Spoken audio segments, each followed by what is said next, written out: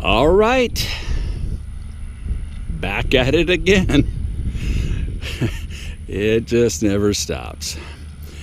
All right, that's my neighbor over there. He is my only neighbor. And he actually has a Kubota tractor exactly like mine. His is actually quite a few years newer actually. His is an M4900, a Kubota. And for you tractor guys out there, an M series, it used to be that Kubota has kind of changed their lineup now, but it used to be that the M series tractors were the beginning of the heavy duty line of tractors. And at the time that I bought mine, the M4700 was the entry level to the M series heavy duty tractors. And then it became the M4900, which my neighbor Pat there has. And now they've kind of changed that lineup. They don't have the M4900 series anymore. I think they go right to a 5100 series or 5150, something like that.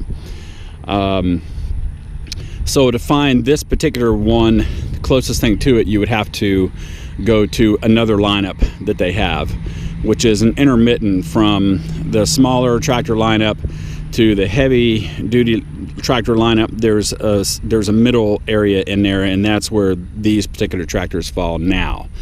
But anyway, the M series used to be the beginning of the heavy duty lineup. So anyway, he's out there cutting. This is actually going to be my second cut. So probably this one is the one I'm going to have to do again. This one's still a little bit slow coming in. I'll probably have to get over here in this area.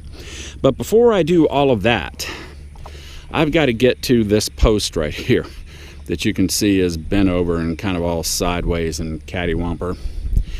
And the reason that post is like that, no, I did not hit it with the front end loader on my tractor, which I have done before. What we have on our hands here is, when you see all these bite marks and all this stuff on this post, it looks like he's even been in there eating at the nail. I'll take that out of there so he doesn't swallow that. But what we have, as far as our horse is concerned, is we have a cribber. And for you horse folks out there, you know what a cribber is. But for you non-horse folks out there, he basically likes to gnaw on stuff. He uses post, and he uses the wood frame in his stall, and he uses all kinds of different stuff as a pacifier. And it's kind of a nervous habit. There's certain things you can do to kind of get him out of it. That one's not too bad. I know that two more up here he has really worked on. Here's one of them right here. He just comes over here and he puts his mouth on it, and he just sits there and gnaws at it, and it kind of keeps him occupied. And here's one where he's really done some serious destruction to it. He's pretty much eaten that post. And so this is kind of typical of what a horse that cribs does. They will sit there and they will eat away at this post, and they won't stop until they eat all the way through it. I will probably at some point be replacing that post. You can see it right here, and you can see it right here. So that's what you're dealing with when you have a horse that is a cribber. All right, who is the cribber? It is awesome. He is the center one out there of the three closest ones that we're looking at. That little sucker right there, he's the cribber. So what I need to do is straighten up that post right there. It's putting a lot of tension on this high tensile wire, and you can look down through there and you can see it's got a lot of tension on it right now. So I need to straighten that up, and then after I straighten that up, I need to get out here and cut some grass. Mr. Pat's way ahead of me. He got an early start this morning, so I need to catch up. Let's get it done.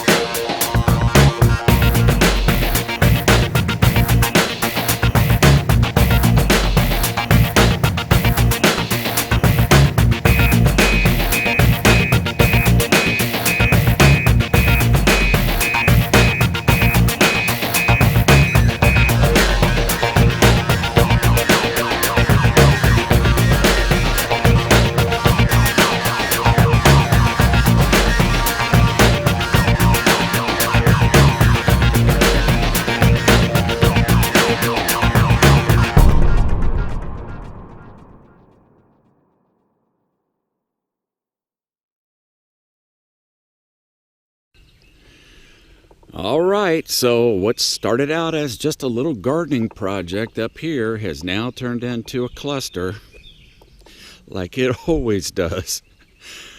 Oh, anyway, so when my wife was out here picking up all those daylilies that she's been trying so hard to get rid of, this whole area back in here, this kind of natural area, it's been getting away from us for a couple of years now. All that ground coverage, that undergrowth that's in there has just been spreading. I don't even know what it is. It's some kind of vine, or it makes awesome ground coverage, but you can see on this side, this used to be a lot more manageable. We were able to kind of keep it down, and we had some little small trees and things like that in there. She had some azaleas up in there, but over the years, this ground coverage that's in there, whatever that stuff is, has just gotten out of control. So now, with what started out as just kind of a small little project, has now turned into that we've decided we're just going to come in here and rip all this ground coverage out of there, cover it with pine straw, and get it back under control again. So that required bringing out the heavy equipment. The thing about cutting this stuff down is what we've noticed over the years is that even if you get in here with a weed eater, string trimmer, or whatever you guys call it, it comes back. So I figured the best thing to do is let's just get some equipment in here and just rip it out. So that's what I started to do here. So this is going to be an ongoing project as I have time to get to it. And then, of course, what it's going to do in the meantime is start to tear up my lawn. When you get that equipment out here, you just don't have a choice. It's going to tear stuff up. But it's still fairly early in the spring, and I can come back and plant this as long as I don't tear too much stuff up and make it too big of a job. So anyway, that's what we're doing. We just added another project to the list of things to do. So as of right now, I've got several things that are outstanding that need to be done, and then now I've just added this to the list. So anyway, that's it for right now. On to the next job.